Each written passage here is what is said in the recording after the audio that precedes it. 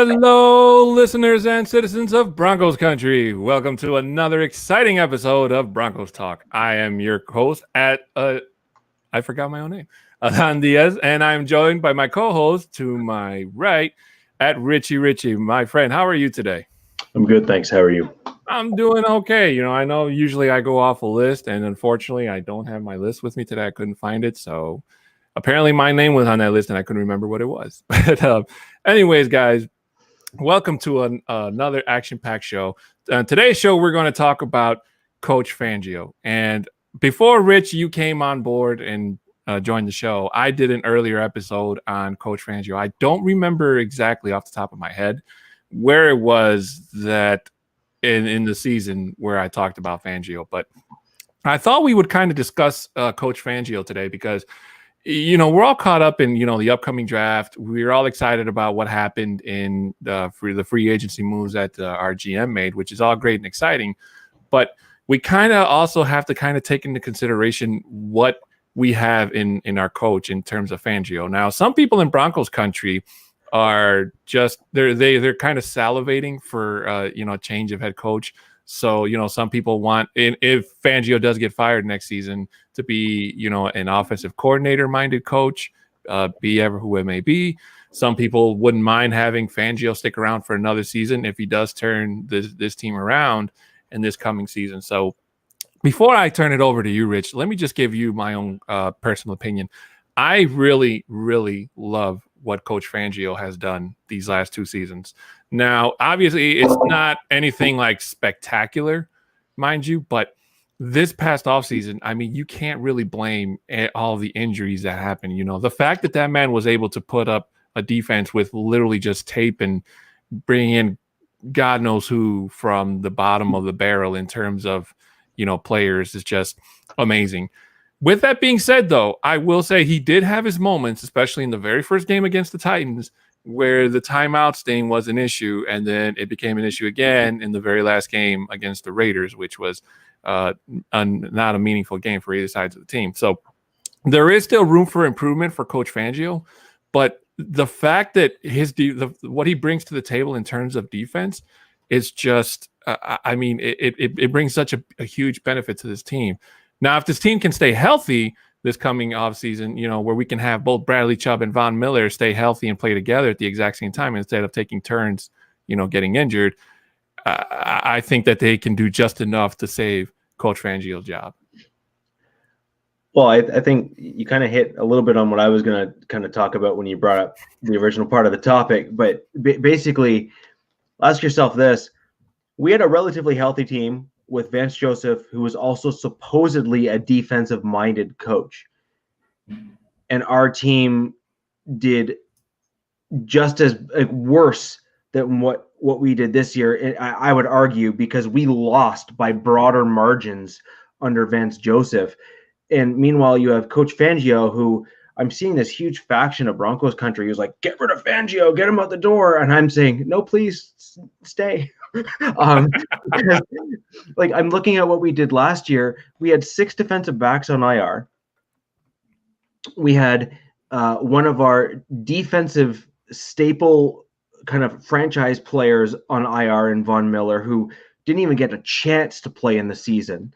Mm-hmm. And if, as fans, we are going to be blunt and honest, despite all of that, Coach Fangio still had us ranked, if I'm not mistaken, and I'm happy to be corrected if someone would like to jump in, I'm pretty sure we went into the game in the last game of the season there in week 17 being the number 1 ranked red zone defense in the NFL.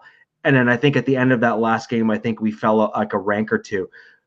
To have a defense that is performing at that level with basically guys that Fangio saw running fast after cabs in the Mile High City the day before playing in our defensive backfield is pretty impressive.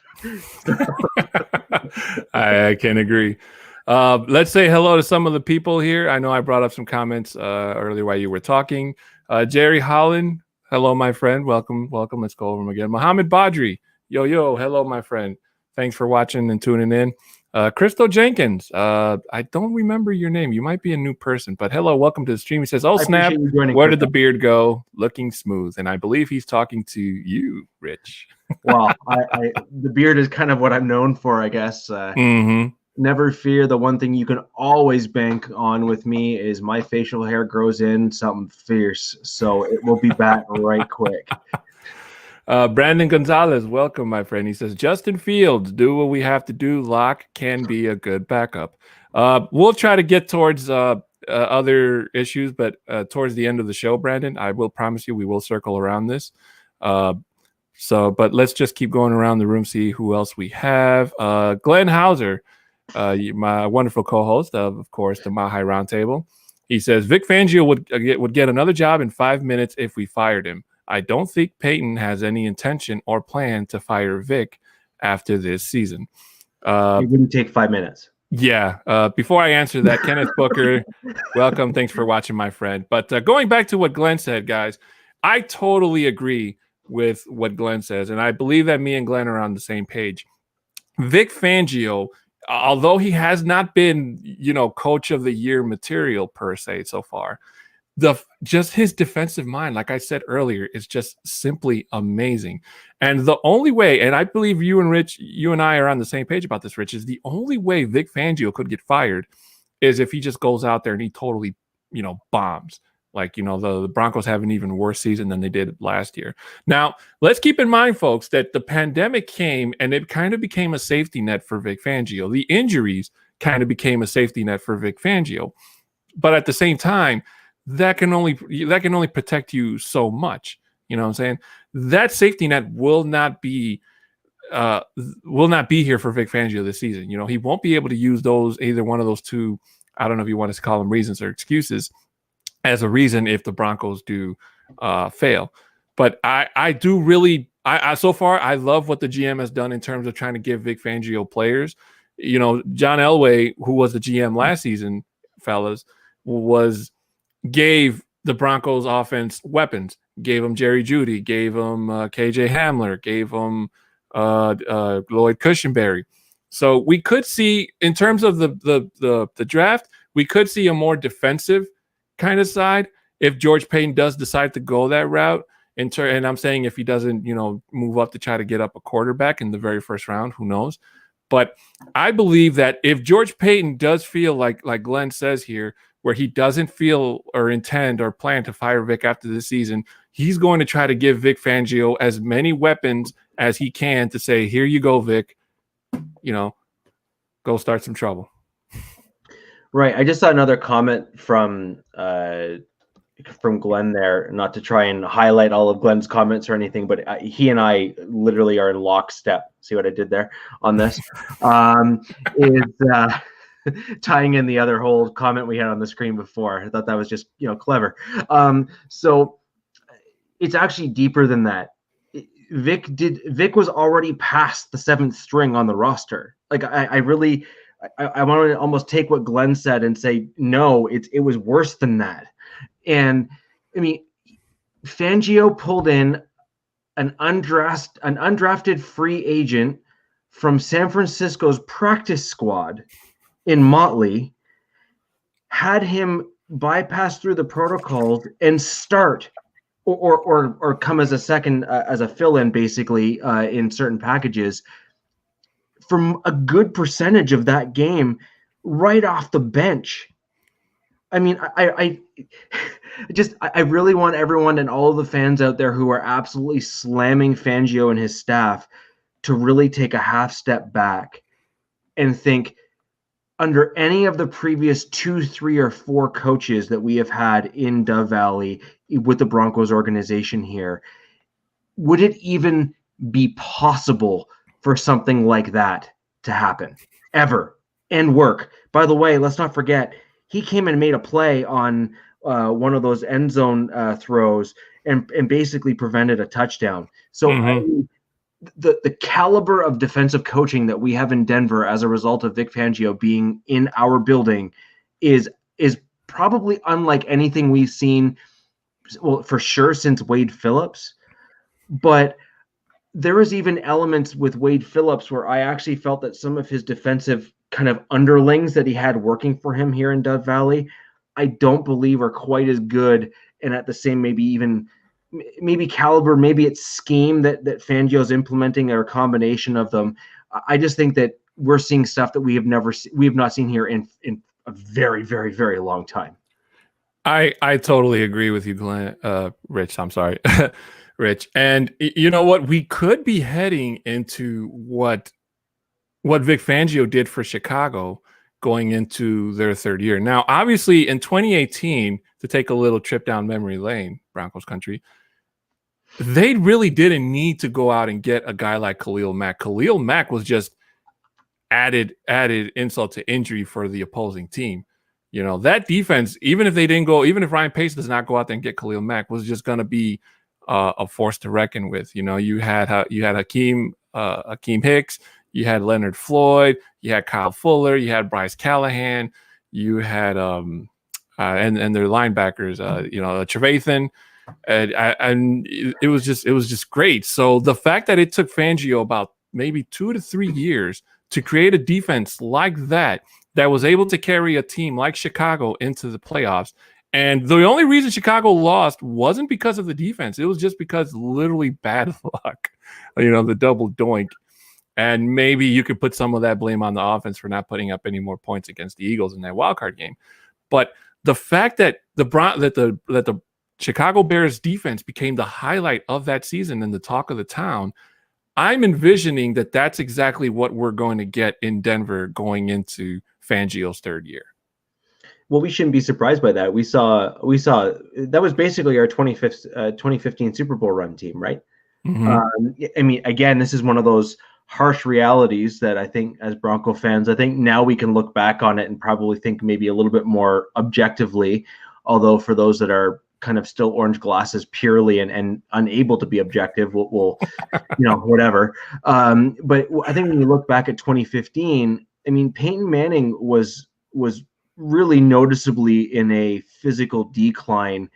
And I think he's even come out and said something similar to that effect. And that was one of the big reasons why he retired, is his fingers, which is obviously a big part of a quarterback, were really starting to become problematic for him as a result of, I mean, I can't remember how many surgeries he had, but I honestly lost count, to get himself back on a football field.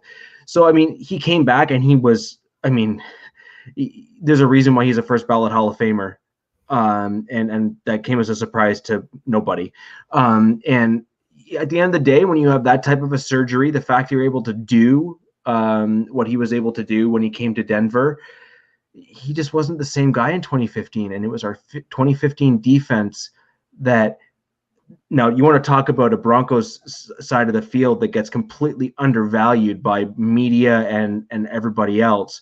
Our 2015 defense seems to be constantly and persistently disrespected, which I take issue with. And frankly, so should the rest of Broncos country every time they see some nonsense about some other years. When you look at our 2015 defensive stats and numbers and tape, which is more important, they were unbelievable. Mm-hmm. Crystals Jenkins with a comment here for us, Rich. He says he wants to believe that Peyton understands that Vic's defense can go toe-to-toe with Kansas City with the right pieces. And this is actually a very good point he makes here, Crystals, that Crystals makes, Rich, because, and this isn't really Fangio that's been trying to crack the Kansas City offense. When we had Vance Joseph as our head coach, he sure as hell gave it, a shot, but it didn't work. And it's not just the Broncos that are trying to crack that powerful Kansas City offense. It's also the Las Vegas Raiders. They're the only team in our division last season who actually beat Kansas City at home, mind you. The Chargers got swept and we got swept. So, and it's not so much that Vic Fangio's defense beats Kansas City's offense. It's more that we hope that the Broncos offense can beat the Kansas City defense. Because the one thing that's been killing us over the last 5 years in terms of our defense versus their offense is the fact that our defense spent more time out on the field because the offense was either making mistakes, turnovers, interceptions, fumbles, special teams, giving up points. And the best way all these teams, especially over the last 5 years, have done in beating the Broncos is they've just worn out our defense because they know that the Broncos defense it's ferocious. They're great. They're amazing. But you can only do so much when your defense, and this isn't just for the Broncos defense, this is for any defense in the NFL. If you put them out there and you gas them, then the offense, if they're efficient enough, can have their way with them and, just run up the score. Right. I mean, I completely agree with that comment. I believe fully that Vic's defense. Well, here, let's before I go down that train of thought, let's quickly pivot and just finish a very fast kind of comment here. There is a reason why Fangio has a coaching tree. He has literally fanned out some of his defensive underlings that have been on our team over the last 2 years, and they have all become defensive coordinators in other teams. And that is simply because it is clear that the NFL believes that his defense is a force to be reckoned with, especially when implemented correctly. And there's no one better to do it than the absolute master, the guy that basically built it out, which was Fangio himself. Mm-hmm. Now, that was actually a really good point, and I think that we really do need to kind of touch on that. And this is a slight departure from strictly on Fangio, which is I don't believe our defense, and in turn Fangio, is the biggest problem because, for all intents and purposes, we know that Fangio is doing most of the defensive play calling. It's been our offensive side of the ball that has actually put our defense in really, really poor situations, including really short fields, turning the ball over, 3 and outs, that kind of stuff. And when you have an offense that cannot sustain drives, cannot give your defense a rest, that's a problem. Yeah. And a big one at that. Like, you are not winning games when that happens. It is just not going to happen. Mm-hmm. Yeah, and that's one of the strengths that a team like Kansas City has is the fact that when you don't have anybody that can cover, Travis Kelce or Cheetah or Sammy Watkins when he was with the team or what have you, it just created more friction. So obviously Kansas City, a team like Kansas City, never had to worry about upgrading their defense in terms of, going out and shelling out big bucks for free agents or, trying to find a diamond in the rough in the draft, for example, because they can count on their offense to try to rack up points. But as we saw in this past Super Bowl, Rich, when you get a stifling defense, even though Kansas City didn't have their O-line intact, the fact that even though a guy like Mahomes, who's a magician with the ball, they can throw it upside down or what have you, or flipping, and if you can make that guy run out of pocket uncomfortable and force him to throw, unlike any quarterback, you can knock him off of his game, and you can beat that team. So to kind of go over Vic's comment here, also welcome Vic, who says he's not worried about our defense. I agree with you, Vic. I'm not worried about our defense.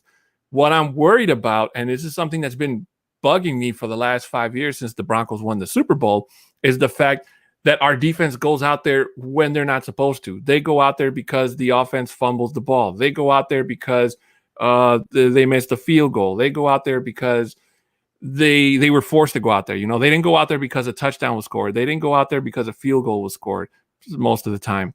So when you put our defense out there and then they have to kind of make up and try to keep the opposing team from scoring, then you put more pressure on the defense to kind of carry the team.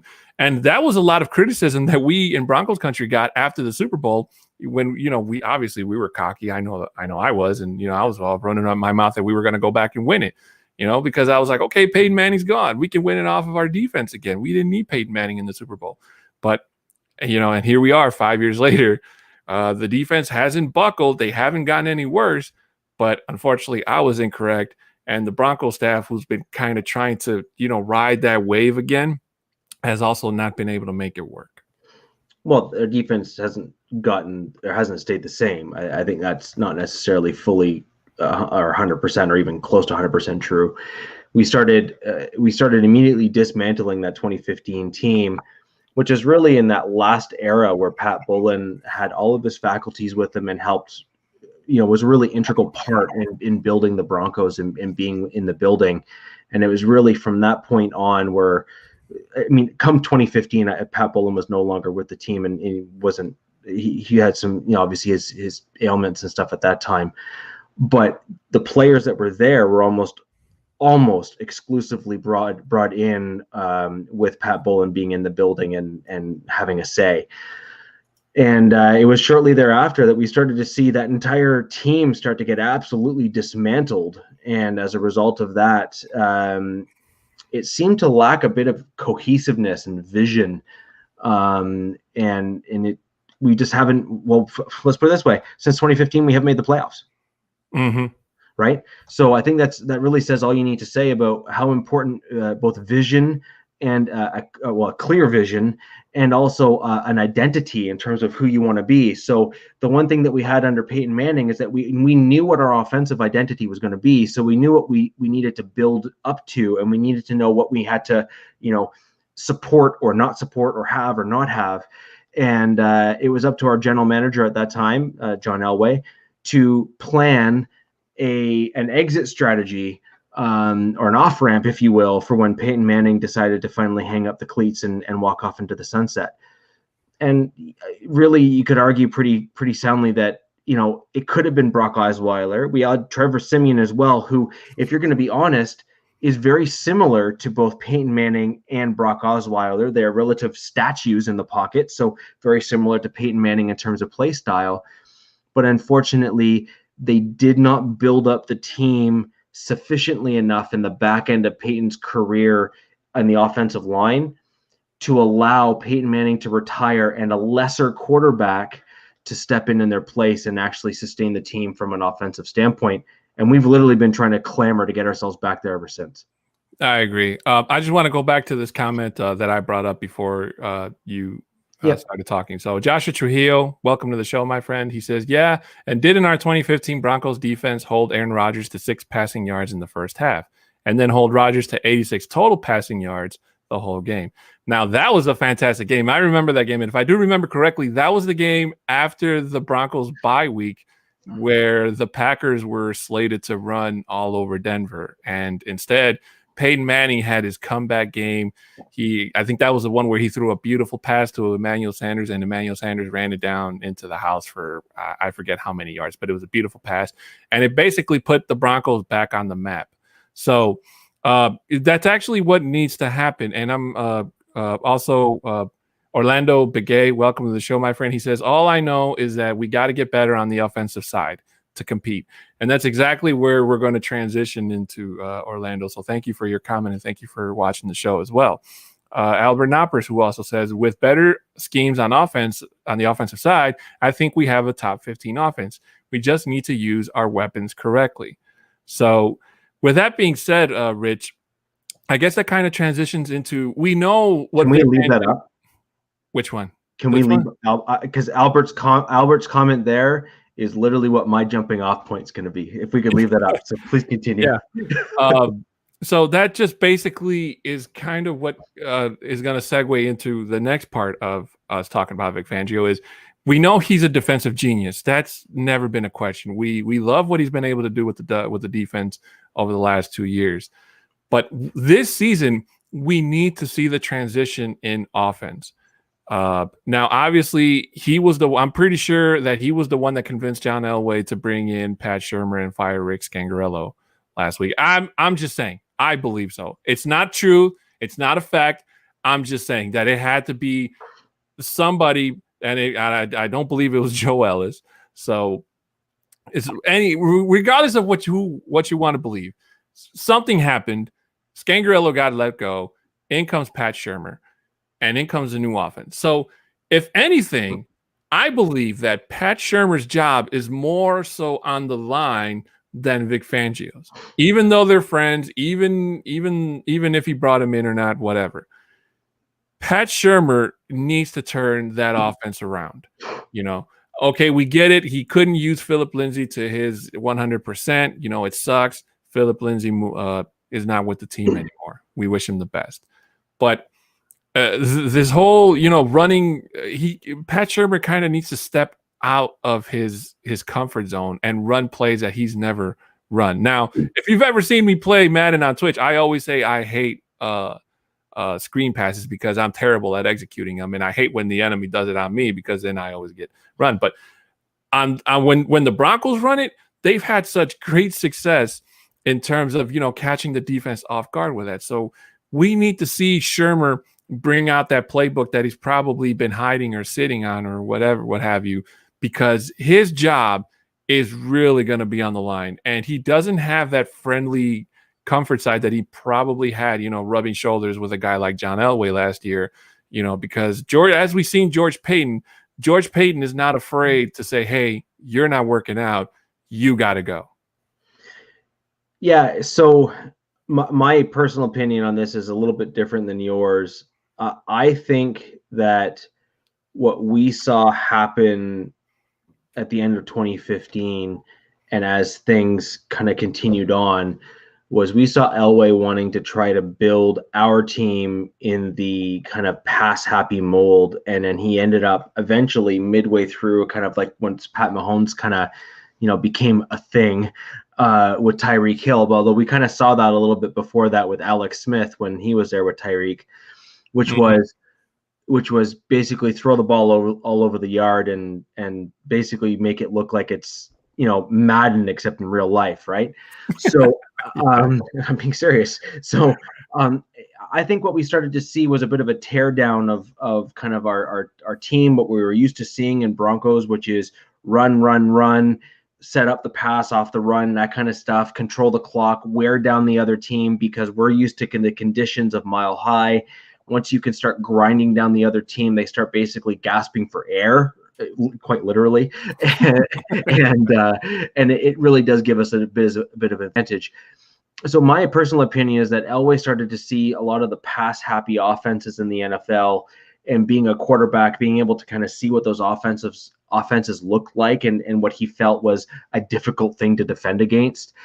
But I think what he negated to factor in was a pass-happy offense is chunk plays, and if those chunk plays don't work, then you're basically turning the ball back over to the other team, and you really shoot yourself in the foot. And I think that's what we started seeing, or what we saw, and I think this was an Elway move, personally, my opinion, of moving on from Scangarello, is we saw our offense try to shift to the Shurmur offense, which is very, very pass-happy, less run-heavy. And that's also why you saw Jerry Jeudy and KJ Hamler last year getting drafted back-to-back, was we wanted to emulate what we saw from the Kansas City Chiefs, playing them twice a year and seeing them in the playoffs and Super Bowl. We wanted to emulate that. I personally think that should not be our style. And at the end of the day, we also didn't really have the personnel for it either. We had mobile guards that could, that could move and that sort of thing. They were not meant to be those statue guys that could pass pro. They were designed for that zone blocking scheme because that's what we were originally drafting them for. Right. Albert Knoppers also adds, no excuse for Shurmur with his inconsistent play calls. Use a tight end first half. Wow, we have success. Let's not do that again in the second. And that's a very great point Albert brings up, Rich. It's just the fact that whenever something works, we as fans, whether you're, obviously not at the stadium at the time, but when you see it, it's like, wow, that's amazing. Write that down. So when you guys watch film, you can see how you can run it again, run it kind of differently, but it's like you see it one time and then you never see it again. It's like it disappears from tape and never makes it to the film room for the guys to study over the week. So I'm really hoping that with a new GM in town, that he lights the fire underneath Pat Shurmur's chair and say, hey, look, I'm going to try to give you the best I can in terms of weapons, and if he does decide to go get a quarterback in the draft, like some people in Broncos country are predicting he might do, if the Broncos do move up, if the Broncos decide to trade back and kind of fill the defensive cupboard a little bit and then maybe go offense in the later rounds since they went high last season. I mean, nobody knows. If this was John Elway still running the show, we can kind of guess where Denver would go in terms of positioning. But unfortunately, nobody knows what's going to happen. But either case, I kind of do agree with what someone said, Crystal said in the comment I highlighted earlier, where even if Shurmur does have a really good season, he's probably not the George Payton guy, so he could be gone regardless. Now, if he goes out there and he has like a like a Mahomes type season, I'm talking about whether it's Locke or whoever decides to snap the ball, that might do something in terms of saving his job in Denver. But I don't think it would be enough to say, hey, let's keep you around, even if Vic Fangio does stay for another year. Yeah, I just never been a fan of Shermer. The first day I think he was brought on, or shortly thereafter, or at least midway through last season, I tweeted out, because I kept on hearing all these people rant on about how wonderful an offensive coordinator he was. And I went back and I was like, wait a minute, I know the teams he came from, and I remember what they finished with most of the times when he was there. He had 1 year where he and Case Keenum, seemed to find, some kind of, Red Bull drink that they both had at the same time, which gave them both wings. But aside from that, I thought that most of the teams that he was a part of were rather mediocre. And so when I went back and I looked at Shermer's offensive coordinator kind of history, he's averaged in the mid to upper 20s, generally speaking, within his career, somewhere in like the 25th ranked offense for most of his career. Mm-hmm. I mean, that is not a quarterback guru or an offensive coordinator that you should be, clamoring to run out and bring into the building, especially when we had Scangarello go 4-1 with Drew Lock at the end of the year. Just kind of one more comment with regards to Shermer and Scangarello and comparing the two. I've been saying pretty much since you and I started the show together, 6 foot. I've been basically saying this from the beginning. We need an offensive identity first. So we need to say and come out and say, all right, we're going to run first and then pass off the run and maybe do a few other plays, like even run off the run, where if you're used to running a certain look and you always run right, that maybe you run a certain look, you start right and then bounce left. Like, do stuff like that and own it. That's your identity and that's who you are. But that also then means that your player and personnel that you bring in need to fit what you intend to do. They need to be maulers. They need to be the Natane Moody's, and you need to basically kick the Graham Glasgow's to the bench and say, wait there until someone gets hurt. You need the aggressors to kind of help move the bodies off a line of scrimmage. And Shermer's just not that creative. Mm-hmm.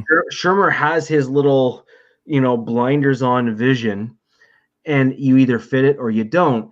And what we saw from Drew Lock when he was with Scangarello was we saw Drew Lock fitting what Scangarello likes to do as an offensive system. The offensive identity matched Drew Lock's general skill set. When you have offensive movement, you then end up with a quarterback who has modest mobility, not a lot, but modest mobility. And that is what that type of offense requires in order to be to its fullest. Do you know how you know that? It's simple. You saw what a statue sitting in the back of the offense did in Joe Flacco. He looked like hot garbage. Yeah, he did. Right? He did. He looked literally like absolute hot garbage. Mm-hmm. And that should tell you everything you need to know. You need to find that identity that fits your quarterback. We saw an offensive identity that seemingly fit our quarterback, and we saw that identity get thrown out the window. And then here's the funny thing. Are you ready for it? We brought in an offensive coordinator whose offensive identity is actually better suited for a Joe Flacco than a Drew Lock. Because Shermer's systems typically have worked better, or best, if you will, when you deal with a high processing power pocket quarterback with a little shimmy, but not run or mobility. And that's what you saw in that one successful year with Daniel Jones, which was clearly a fluke because he's not looked good since. And you saw that with Case Keenum, who was generally kept in the pocket for the most part, and then started picking apart because he had really, really good wide receivers. Mm-hmm. Kenneth Booker, he has a question for us here, Rich. He says, what kind of stats does Gordon have to have this season to be considered a good signing? So Kenneth Booker here is, I imagine he's talking about Melvin Gordon. Melvin Gordon is going into his second year of his $8 million contract. So, I think that he should have a pretty good, decent year. It all kind of depends on where the Broncos go in terms of the draft. I know they did bring in Mike Boone in free agency, so unless Royce Freeman, they move on from him and promote Mike Boone up to running back number 2, or if the Broncos get another running back somewhere in the draft or undrafted, what have you, and see what they have in a prospect, then they can. I mean, but at this point, it's pretty much no doubt that Melvin Gordon is going to be running back number 1. And that's saying that he doesn't face any punishment from the NFL from his court hearing or whatever. Even though he got the charges dropped or dismissed or whatever, the NFL could still pursue like a suspension or what have you if they deem so. And we already know how much Roger Goodell loves the Broncos. Let's not get that mistake. But the only thing that I think that he could do better is that he was so close to getting 1,000 yards last season. So I think that this coming season, he needs to get that 1,000 yard mark under his pocket, because this is going to be a contract year for him.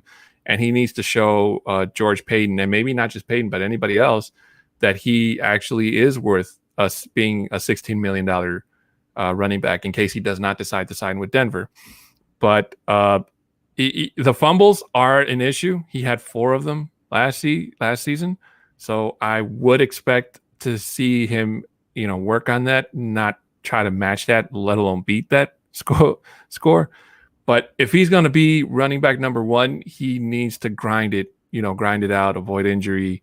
And, just when your team, just like when he needed to step up whenever Philip Lindsay got injured or hurt, and he needed to come in and, be the guy like he did in that game against the Jets, that's the kind of guy we need for 17 games. A good signing, he needs to be 1,500 yards all purpose between rushing and receiving. He needs to have better stats when it comes to not running into the back of his offensive line. Preferably none. That would be wonderful. He needs to be at 2 or fewer fumbles, preferably fewer, and 0 glasses of Pinot Grigio during the season, and 0 instances of getting into a vehicle while drunk. Mm-hmm.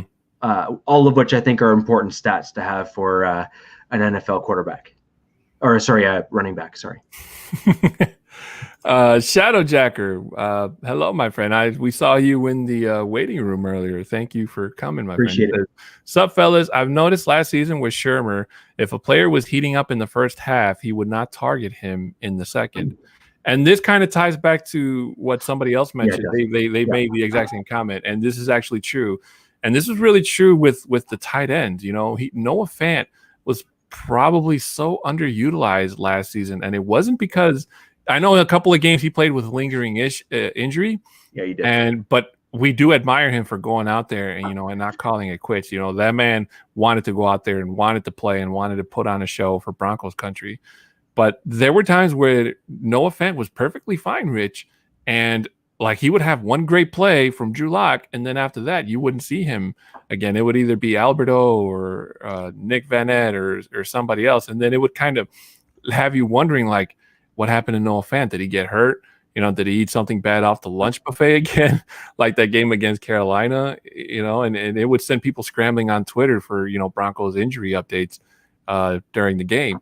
So this is also another big issue with Pat Shurmur is the fact that if you have a hot hand, why are you leaning away from it? And this is also another thing that cannot keep happening, or cannot happen at all. Let me clarify that this season going, especially with the new boss sitting upstairs watching. And if it doesn't, this isn't something that it's like, oh, we'll address it at the end of the season. No, if it doesn't get cleared up, it could cost that man his job. I honestly think he's just watched like too many like Hollywood films, and I'm saying that partially joking, but partially being dead serious. It's almost like Shurmur believes that a decoy in the NFL actually works. So it's like, all right, guys, I saw this in a movie once. the guy runs right and everyone else goes after him, and then we're going to run our play to the left and it'll work every time, I promise. And it's almost like that's what he's doing with Noah Fant, what we saw in several games last season, right? We saw Noah Fant he was chewing through some of the opponent's defense. Like it was really quite. It was a pleasure actually to watch as a fan, to say, yes, we finally found like a receiving tight end that can do some of the damage that we've been looking for basically since Julius Thomas, right? Like when we had him with Peyton Manning, but Noah Fant is actually a slightly better, well-rounded tight end than Julius Thomas was. So, I mean, you're just sitting there saying, "Oh, thank goodness we found our guy. Like it was worth the trade back." We basically passed on what is looking to be a pretty good inside linebacker for the Pittsburgh Steelers instead of him. So, there's a while there where that was a little bit of in question. Is Noah Fant really our guy? But then Shermer says, "Okay, they're all going to follow him because he did so well against them. It works for one or two plays, and then basically he tries it over and over and over and over again and makes no adjustments, and then we wonder why we end up losing the game in the end." Yeah, that's so very true, Rich. Albert Knoppers jumps back in. He says, why would we want 5 or 6 Pro Bowlers on the offensive side? They might get hurt during the Pro Bowl. So if they look to be successful in the game, go somewhere else. So, while that is a very funny statement, Rich, I mean, it's kind of like something you would say if you ever met Pat Shermer, like at a bar or a restaurant or something, like, hey, what the hell's the matter with you? What are you doing? But, I do hope, and I'm pretty sure it's going to come down to this, Rich. We started talking about Coach Fangio at the beginning of the show, and I do believe that there is going to be a time where, and this is me talking hypothetically, folks, that George Payton is going to go to Vic Fangio and say, hey, look, this isn't working. Pat Shermer's got to go. I know you brought him in last season, but it's not working. It's got to go. And if Vic Fangio tries to be like, well, let's give it another game, maybe wait till the offseason or whatever, and if he doesn't want to do it, then Payton's going to do it. So it would be time for Vic Fangio to step up and be a coach. That will impact George Payton's opinion of Vic Fangio, and frankly, rightfully so. As fans, if that happens, that should also be somewhat concerning to us, because as great of a defensive mind as Fangio is, if you're willing to hold on to someone who is worse than mediocre and in favor just because they're a friend of yours, or them, or they helped you out that one time 10, 15 years ago, there's a point where loyalty is fine and okay, and then there's a point where it basically becomes blinding and frankly unhealthy, and you'd start to argue that it's kind of going towards the latter rather than the former. No, and I totally agree. And what excuse me. Well, my point where I was trying to go, Rich, is that one of the things we need to see out of Vic Fangio going into year 3 is he needs to be stern. One of the things that a lot of rookie coaches do, especially if they've never been a head coach before, is to try to be everybody's friend. You want to be Von Miller's friend, you want to be Drew Lock's friend, you want to be Courtland Sutton's friend, and you can't do that. You're not there to make friends. You're there to run a team. You're there to win a championship. And when it comes time to make those tough decisions for Vic Fangio, he needs to go up and make them. When it's time to go out to the press conference and say what went wrong, why the team lost the game, it's either, hey, we lost the game because the coach, I messed up. I messed up the timeout situation. That was on me. If there's blame to go around, it's got to be put on who's ever messed up, instead of trying to, kind of soften, the wound or whatever, trying to be everybody's friend or what have you. But that's going to also kind of dictate what Vic Fangio's future would look like in Denver, that when it's time to make coach-like decisions, he needs to step up and say, hey, this is on me, or hey, this got to get worked out better.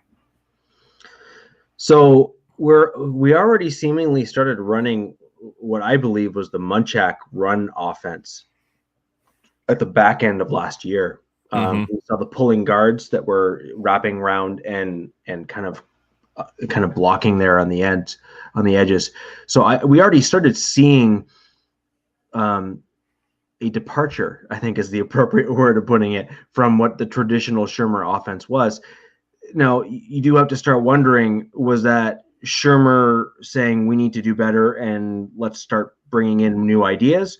Or was that, I think, basically almost what you were indicating there at the end there, which is, I think, a pretty appropriate and, frankly, you hope that that's what's happening behind the scenes kind of assessment on the situation, which is, so Shermer, you've tried your way. We're losing. We're losing. And I think it's time for some changes. This isn't a question of what do you think. This is a question of this is what we're doing. And I do somewhat believe that may have been perhaps part of the conversation. And I think that it was probably precursor to right after maybe the end of the first quarter of the season, where I would imagine that any competent coach, and Vic Fangio is no dummy, so he knows generally what to do at this point in his career, is he probably approached Shermer and said, you need to fix your stuff and we need to do better. Now do better. And Shermer said, don't worry, I got this. So then we lost another 4 games. And then after we did that, then I think is when Fangio stepped in and said, Munchak, do your thing. Implement a run scheme. I know how it works. And let's start mixing some stuff up. And I have to start wondering if that was in fact Fangio or if maybe that was Elway or something else. But either way, I mean, we got to do better, and we got to do better out of the gate. And frankly, the only concern I have is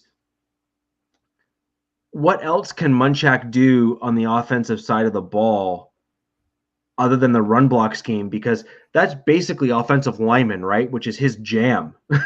He is the guy when it comes to offensive linemen.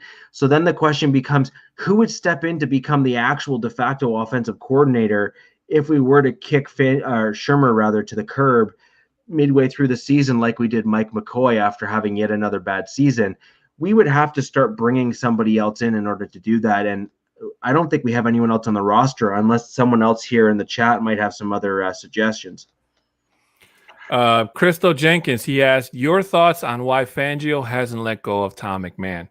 You know what, Christos? This has been a question that's been plaguing a lot of Broncos country since the end of the season. Why Tom McMahon still has a job? Why, and maybe not even Fangio, why even somebody like Peyton hasn't bothered to fire Tom McMahon.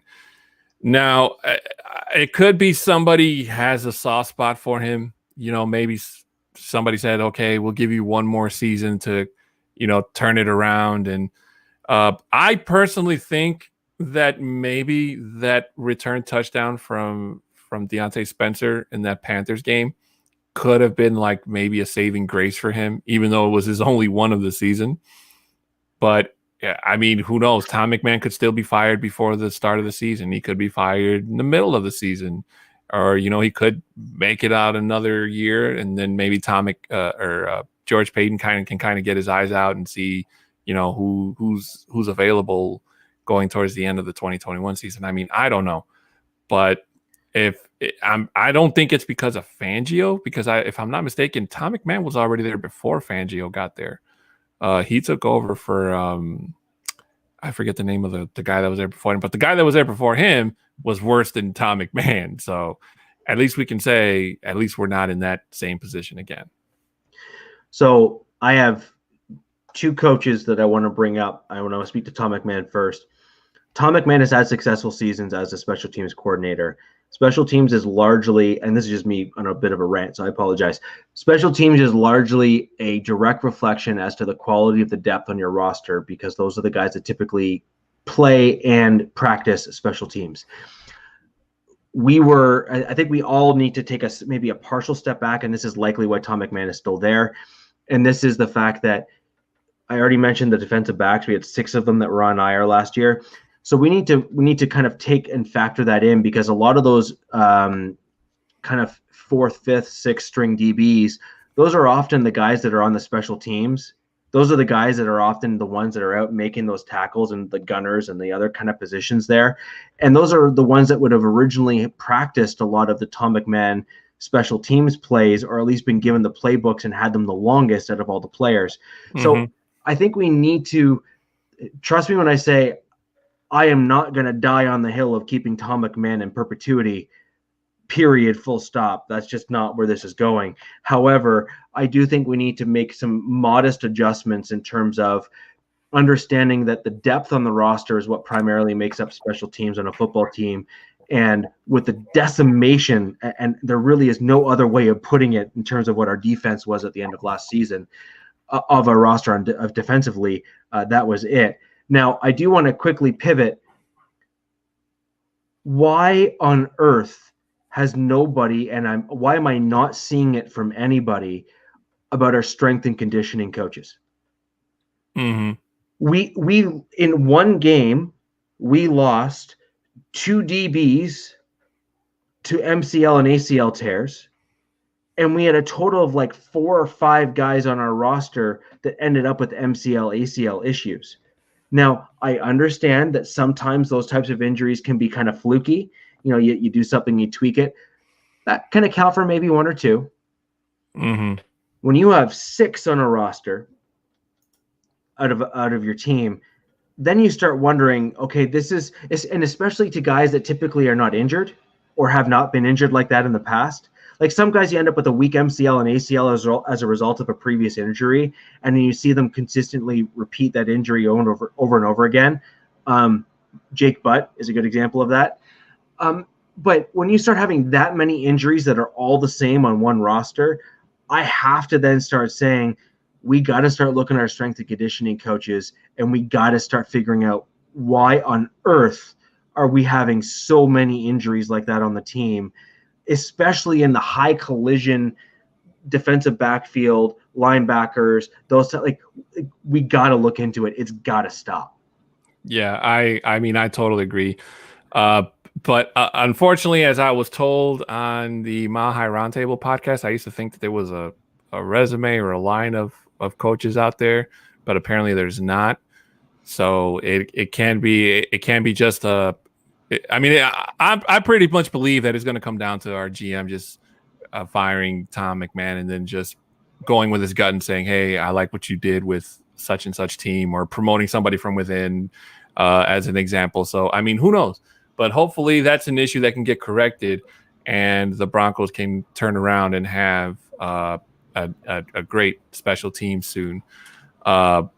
So there was a question that I was trying to look back that I wanted to circle with before to end the show, Rich. And this one by Brandon Gonzalez, because I promised him that we would kind of get to it towards the end when he talked about Justin Fields, do what we have to do so that Locke can be a good backup. So I know, don't get it wrong, don't get it twisted, folks. We are going to do an all draft episode the 27th? Yeah, before we go 2 days before the draft. Rich and I will do a draft episode where we're going to give you our top 10 picks and then try to kind of see who gets close, who's more closer, and who's correct or what have you. So, but that's in the future. Competition, yeah, it'll be our first competitive episode. So, with that being said, I always say this all the time. I am not a whiz at college prospects. I'm not going to sit here and tell you stats. I usually always go by what my good friend Mr. Boggin says because I trust him. He's our college analyst on the on the Mile High Roundtable. But if you're asking me to go from my gut, I'd probably say that you could be right. If Denver does decide to move up and trade with somebody with like Atlanta, they could get who's ever the best quarterback left on the field that doesn't get picked up by San Francisco, the Jets, or the Jaguars. But we already know that the Jaguars are more than likely going to go Trevor Lawrence. And the Jets are more than likely going to go maybe another quarterback since Sam Darnold got traded to Wilson. Zach Wilson. Yeah. Now, another intriguing thing for the Panthers is that they are trying to deal Teddy Bridgewater, and Teddy Bridgewater has been linked to maybe coming to Denver if George Payton were to ever, hypothetically speaking, work out a deal that would be team friendly and bring Teddy Bridgewater to Denver. And I don't really see that happening, Rich, because I don't see Teddy Bridgewater trying to compete or much less playing behind Drew Lock. We already know that George Payton is, I mean, he's not totally in love with Drew Lock like John Elway was, but it does look, unless he were to land some, really high, big name quarterback that was out there in the free agent market when it started, that would probably be the only person who would come in and take over the number one position for Drew Lock, or at least give him competition for it. But I don't see a guy like Teddy Bridgewater playing behind a guy like Drew Lock. I mean, right now, I'm pretty sure he doesn't even want to be playing behind Sam Darnold should the Panthers decide to retain him. So me personally, I hope that the Broncos do not pursue Teddy Bridgewater, and whoever George Payton does decide to go to within the draft, that it's the most sensible and best pick for the team. So I just wanted to appreciate the comment, Christos. Thank you. Yeah, I have that. I've been told that I look angry pretty much all the time, and that's okay. It's funny you mentioned Derek Wolf's older brother. Derek Wolf and I, I'm pretty sure, could have been friends if we were closer and he wasn't like in Denver and I'm not in Canada. But I also have a mean mug because I've been playing contact sports literally my whole life. Being from Canada, football is not necessarily a big thing here. I am a nationally recruited rugby player. I was recruited at one point for Team Canada. Little known fact. And so that was my deal. But I with regards to that comment there, first off, I don't want Teddy Bridgewater, and I don't think George Payton does either. I think we saw what George Payton thought of quarterbacks that were kind of a half tier below, or that kind of that 2B, 2A kind of tier kind of guy. Mm-hmm. I would argue that Mitch Trubisky would have fit that mold. I would have argued that a few other quarterbacks would have been in that kind of bracket there, and they already said no, like just no. And so, anyways, and first off, the other thing is Teddy Bridgewater, aside from his really good year or year and a half or so when he was in with Minnesota, he really has not been the same since his injury. And as much as, trust me when I say, I've seen him speak, I've seen him in interviews, and I've seen him, in kind of more casual settings and with cameras on him, he seems like a really, really just classy quality guy. But that does not necessarily translate to quality football on a football field. And if we're going to be honest, as Broncos fans, we need quality quarterbacks on the field for us, because that's been what we've been struggling with for ages. Now, with regards to Justin Fields, my issue with going for Justin Fields is actually going all the way back to our previous topic that we had kind of leading into this, is if you see my Twitter feeds or anything like that, you kind of know where I stand on this issue in general. Shurmur's got to go. Definitely. Gotta go, because I do not trust him with a rookie college quarterback with modest mobility. I just don't think they fit. That's kind of what I was saying earlier when I was talking about how the mobility plus the scheme and the offensive identity, I do not believe that Shurmur and a mobile quarterback like that match. They just don't. It's like oil and water. Yeah, I totally agree. And like, I just hope that, we stay away from Teddy Bridgewater, because, before we go towards the end of the close of the show, let me just say, you have to think about that Teddy Bridgewater spent a year in New Orleans playing behind Hall of Fame, soon future Hall of Famer Drew Brees. And then Carolina went out last season and paid him a buttload of money to come to Carolina and be their franchise quarterback. And a guy like Joe Brady couldn't help him achieve that. So now you're seeing that Carolina went and spent draft picks and bringing Sam Darnold. So Carolina's having a bit of a quarterback identity crisis, and they're going to try to limit the damage as best as they can, in terms of, kind of limiting the injury, especially if they can't deal Bridgewater to another team, and then the Panthers themselves have to, take the cap hit going into the 2021 season. But that's just my personal thought.